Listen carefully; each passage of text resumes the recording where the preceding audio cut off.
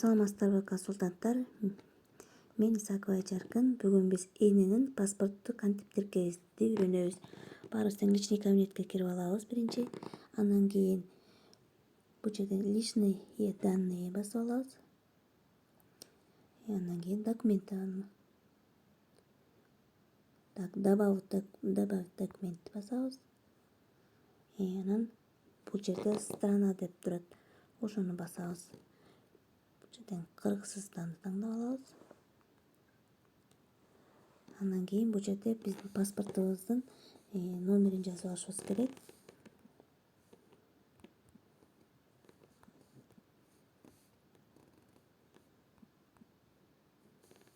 Жазып алабыз.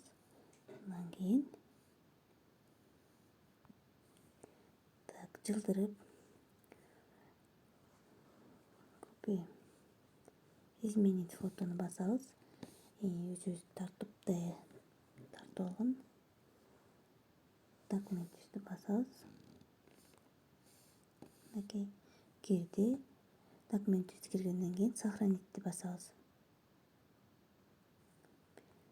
Мынакей биз өзүбүздүн ИНН номерибизди басып алдык.